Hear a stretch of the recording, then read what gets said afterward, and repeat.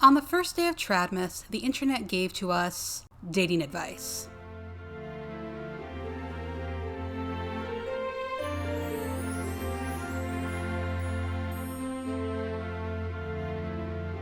Hello, and welcome to the 12 Days of Tradmas. If you're new around here, my name is Kit, and Tradmas is a series I do in December where I talk about the harmful beliefs and ideas promoted by certain influencers, content creators, and so on. Basically, my normal content, but more of it and with a festive flair. And today, we're discussing dating advice. Though, honestly, the internet is rife with dating advice. This advice is special though because it comes from Suzanne Venker, co-author of The Flip Side of Feminism, What Conservative Women Know and Men Can't Say. The other author was Suzanne's aunt, the late Phyllis Schlafly, whose claim to fame was campaigning against the Equal Rights Amendment, which has yet to pass 101 years since it was first proposed. What a legacy. In July, Suzanne sat down with anti-abortion activist Lila Rose to discuss, quote, why women should complement, not compete with men, with the thumbnail reading, "Don't be men," and I'm sorry, I want to laugh every time I read that. What does that even mean? Theoretically, the description should tell me, but for decades, women have been told they need to be the boss babe, to climb up the corporate ladder, and be the CEO to prove they are equal to men, only to find out that they are not able to focus on what matters most, their family. Today, I sit down with Suzanne Venker, author and relationship coach, to discuss why women should not go through life trying to compete with men. We discuss how to direct your type A personality to be an asset for your relationships, how to express your, my jaw hates this word,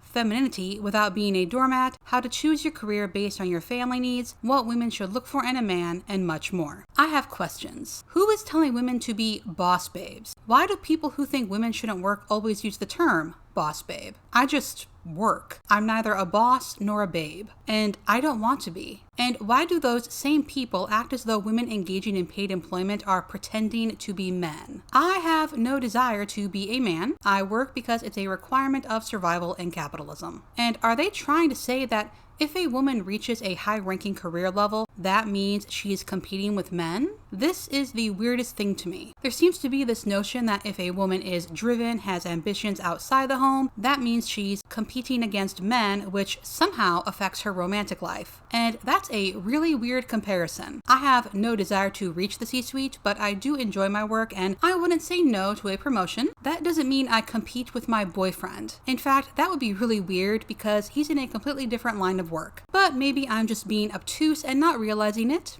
Can someone explain this line of thinking to me? It would be convenient if they did so in the video, but as usual, they're talking to an audience who already agrees with them. No explanations necessary. And I would just like to note that Lila and Suzanne are both boss babes in their own right. Suzanne is an author and a relationship coach, and Lila is the president and founder of her own nonprofit organization. Do as they say and not as they do. But I am curious as to why they don't follow their own advice. Wouldn't they have better, healthier marriages if they both took a step back and stopped boss babing? Suzanne's children are adults, but Lila's are still young. Wouldn't she be a better mother if she didn't run her own organization? So many questions, and as usual, no answers. Moving on to the video, I do think I've figured out their core thesis. As we all know, the age at first marriage has been rising for a while now, and I honestly believe that Suzanne, and possibly Lila, think that's not because women are wanting to marry later, but because women just don't know how to date properly and are thus ruining their own prospects and forced to marry later. We'll set aside the fact that Suzanne divorced her college sweetheart and married at 30, and Lila didn't meet her husband until she was 28 and married him at 30. No, it's that women just don't know how to be feminine and thus don't know how to be in a relationship. But truth be told, none of this is new, so we're going to run through the usuals and get to what I really wanted to look at. So first, of course, it's all about the yin and yang. The way I like to describe it is that you need a yin and a yang to a relationship, and you need masculinity and femininity, and those two things work super well together. But because we've essentially turned women into men by telling them they need to pattern their lives after men and be more like men for this faux version, of equality, they've sort of unknowingly adopted male traits. So when it comes to men and a relationship with a man, especially if you want it to be long-term, it shines the more feminine you are and the more masculine he is. But we're just going to talk about women for a second. The less feminine you are, the more you're going to struggle. the more you're going to be fighting, I like to say fighting against the biological tide rather than working with it, which is smooth sailing when you work with it. This is such bizarre advice. Don't be yourself, be feminine. What about be a good person? Or is that too gender neutral? If you're wondering, like me, what on earth be feminine means, well, at least Suzanne does somewhat explain. So what does that look like? First of all, being softer.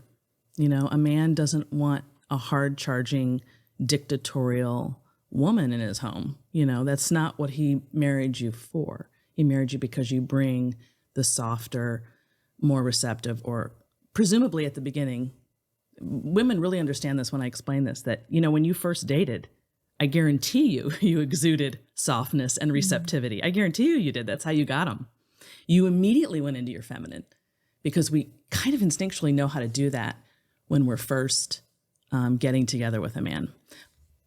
But something tends to happen over time. These are things they're not used to hearing, so they might sound a little, I don't know what the word is at first, but a lot more listening and a lot less talking. The idea, again, from the culture is that if you're not talking as a woman, you must be a mouse. You know, you're not standing up for yourself or for your rights if you're listening more than you're talking. But that's not how it works in a relationship. The quieter you are, the more you allow your man to open up, because men aren't like women, and it takes them a while to process their emotions. And we're always, you know, our emotions are always right there and always having to be felt and dealt with and spoken about. And that can be super overwhelming for a man. And if you give him the space to think and not jump in so much, then he will very likely come back to respond in the way you were looking for, whatever that was, maybe 30 minutes later. But you have to be quiet long enough to let it marinate. What if, hear me out, we both just like each other, like being with each other, and don't feel the need to police how masculine or feminine we are? What if we just acknowledge that we're both people with wants and needs, and we work together to make our relationship smooth sailing instead of thinking we each need to play a role?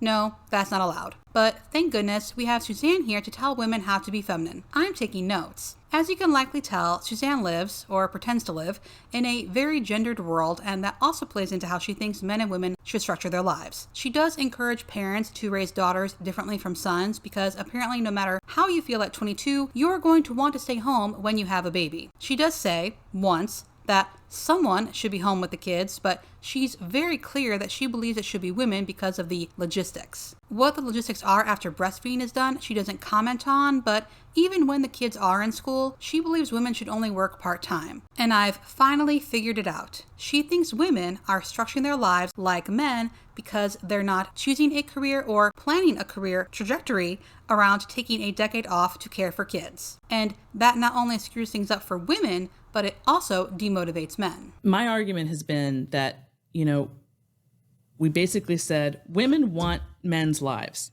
So then we go out and we told women to create their lives like men. So they did. So men are looking at it like, well, if that's what they want and that's what makes them happy, okay. And so they support it. And then in their own way, sort of step back, because a man is going to naturally kind of get out of your way if you want to shine. And that will compete with his desire to provide, which is innate in him in a way that it isn't for a woman. A woman does not typically have an innate desire to provide for her husband. That's not really her impetus for working, generally, if she's married. But for a man, it's everything.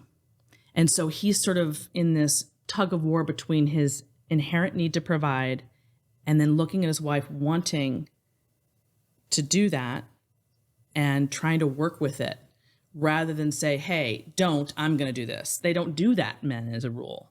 And so they're kind of stepping back professionally. And there's more reasons for this. We have father absence. It's a mess, really, what's going on with men. And we go down a rabbit hole there. But generally speaking, they're stepping back because this is what women said they wanted. And then women are finding out, wait, where are all the good men? Where'd they go? When they really mean is where are all the marriageable men, which really means where are all the employed men, Why aren't they on a track? I can't stay home if they're not.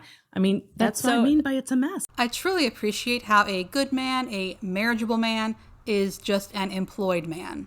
Anyway, I'm sure we've all gotten the impression that Suzanne believes men are to work and women are to stay home, but she also believes this is innate and that women's paid employment doesn't amount to much anyway. And honestly, it sounds as though her coaching, which costs $350 per hour, by the way, is just about coaching women how to get their husbands on board with being a single income family. More often than not, that second income, once people put the math and put the pen to the paper and they look at it and they subtract the childcare, this is assuming you don't have free childcare with family member or something, that's a different ballgame, and the commuting costs and the gas and the eating out and the convenience foods and the this, maybe you're netting $10,000, maybe a year.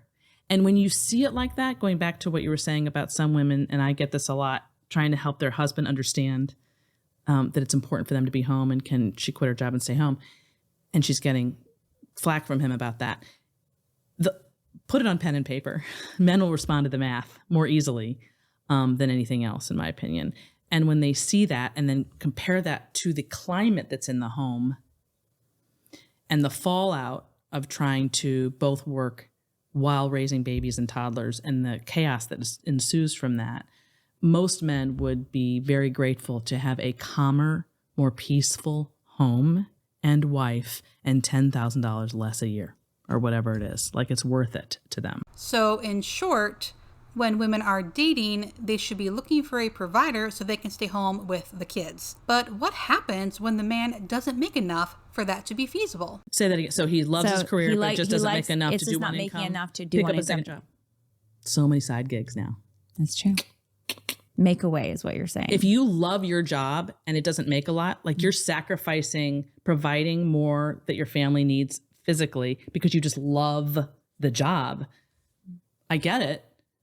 But then there's a trade-off for that, and you're going to have to pick up some more money somewhere in order to get that happy factor, I guess, that you have during the day with that job you love. So there you have it. Men are for working, women are for mothering. I'm really baffled by this conclusion that families are better off if the father is working multiple jobs. Won't he then be frazzled and hectic? Wouldn't that affect the mood of the house? And I just want to add this in because Suzanne said equality is about interchangeability, but in reality, that's what conservative beliefs are about. There might be little differences here and there. Maybe Lila prefers tea while Suzanne prefers coffee, but ultimately they believe that men are interchangeable and women are interchangeable. Women want to marry, have babies, and stay home. Men want to marry, have babies, and make money for those babies. And in reality, humanity is so much more complex than that. Suzanne also says you should raise your daughters differently from your sons because their bodies are different and thus their trajectories will be different. And again,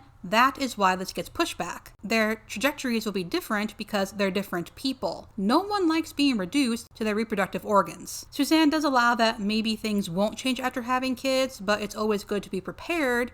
And sure, but even if you do find that provider, things can change and he might not always be able to provide. And in my opinion, that's not a stable foundation for a good relationship. And honestly, it sounds transactional. Suzanne also tells us at some point that women should never approach men, only indicate interest in a subtle way, like by dropping something, and never call or text first, because you need to give room for him to be the leader. I suppose it was a given that a descendant of Phyllis Schlafly would end up here, but actually, let's take a moment to appreciate that we're watching two working women working as they tell other women they need to stay home. And that's it for the first day of Tradmas. Thank you so much for watching, and I would like to give extra thanks to my patrons. My socials and Patreon are linked below, along with sources and resources, and I'll see you in the next video.